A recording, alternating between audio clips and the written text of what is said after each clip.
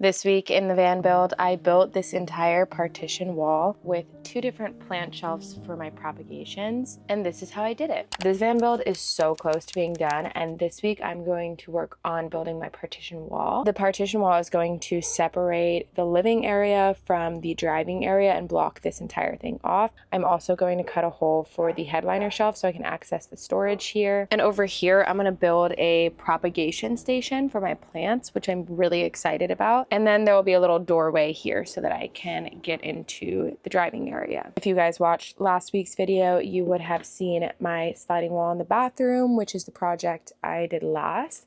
And I feel like the van is overall just looking very good and things are coming together. I have the overhead shelves in finally on both sides. I also have the kitchen countertops and most of the drawers done as well, and my sink and faucet. So last night I cut this huge piece of 1/2-inch plywood, which is going to be the partition wall, and I also cut this doorway out of it.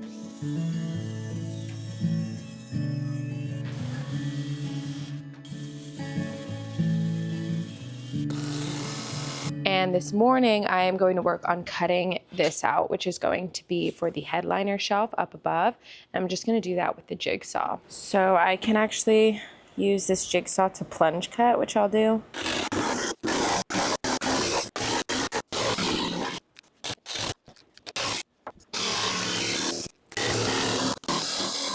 I'm first using the jigsaw to cut the holes out first. This is just going to be a rough cut, and later I'm going to come in with the router and clean it up. So I put 4 different screws in, and I'm just going to go ahead and trace the top and the bottom here, and then I'll come in and cut it to be a little more exact, and I'll use the flush cutting router to make it even more exact.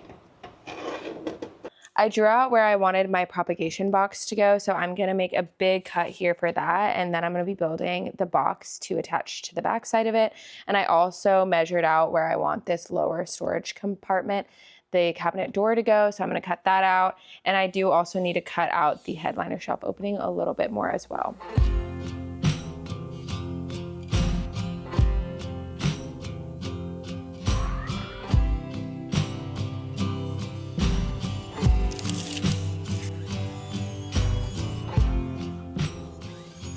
I now have all of the pieces lined up for the propagation station. I'm just gonna go in and sand them before screwing it all together.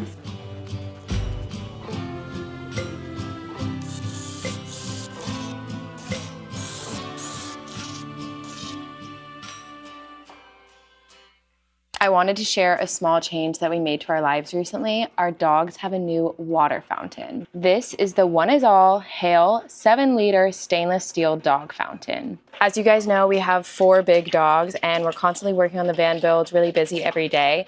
Their old water bowl used to get dirty so quickly. We had to change out the water all the time. There was hair and debris in it constantly. This new fountain really solved the problem for me. It has a 5-layer filtration system, which keeps the water clean, fresh, and odor-free, so the dogs can drink safely and I don't need to worry. It also has a 7-liter capacity, which is perfect for our 4 dogs to drink at the same time. It's made of 304 stainless steel, which is healthier and more hygienic than plastic, and it's super easy to clean. You just need to rinse it very quickly and you're good to go. This filtration keeps the water clear and safe, so every sip is fresh and healthy. If you're thinking about upgrading your dog's water bowl, the Oneisall Hale 7-liter stainless steel dog fountain is on sale for Black Friday. You can use my code Y1isall in the link below for 20% off your order.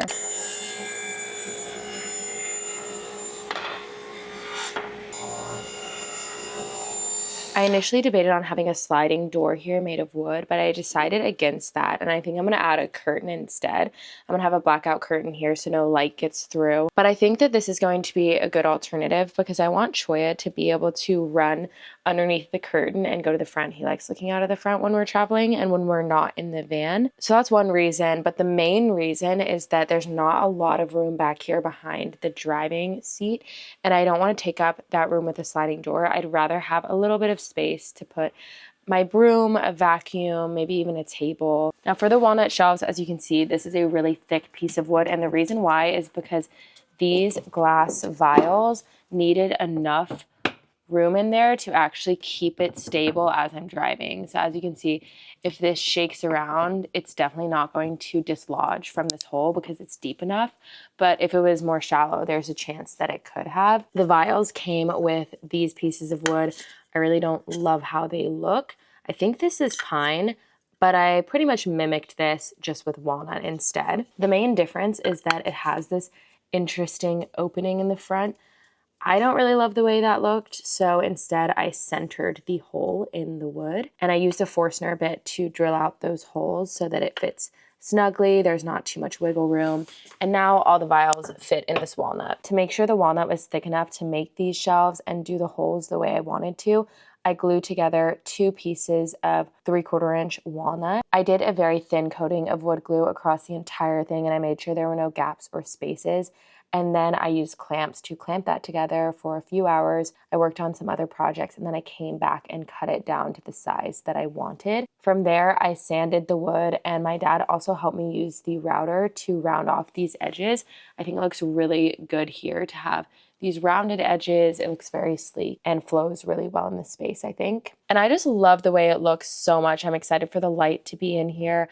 I think the project turned out so well. Some of the other things I did on this wall is I created this lip here to cover up the metal that was exposed.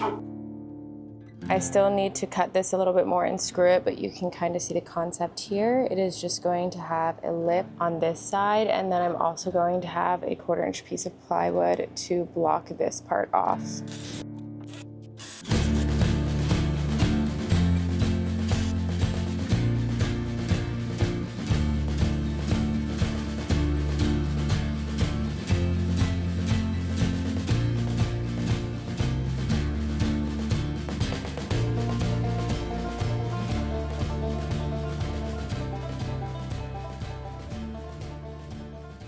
I did the primer outside of the van. I also did 2 coats of Roman clay, and then I put it back in the van for final assembly. In the end, I will eventually put probably 1 more coat of Roman clay and then a top coat on as well. I need to do that for my ceiling as well, for this wall, because once you put it in, as you can see, I have some screws showing, so I just need to add some wood filler and paint on top of that as well. So I just did as much painting as I could outside of the van, and then I'm still gonna have to do a little bit inside of the van, but I'm gonna do that all at the end so I can do everything at one time.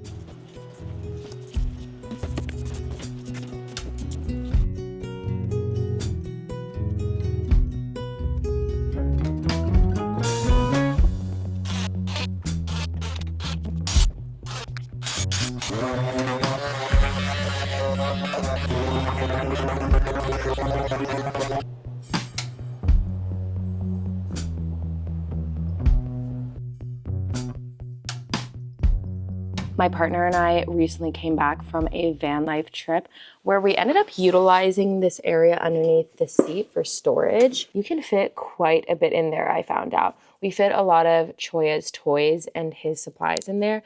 So I decided I was gonna cut an opening in the partition wall so that I can continue accessing the storage in there. It's kind of hard to see how big it is, but you actually really can fit quite a bit in there in the Ford Transit. That's what I decided doing with this little storage section in the bottom, and I'm gonna eventually add a little cabinet front here to cover it up. I'm really happy with how this project turned out. If you have any questions, let me know and I'll try to answer as many of them as I can. And other than that, I'll see you guys next week on Sunday for another van build video. Bye!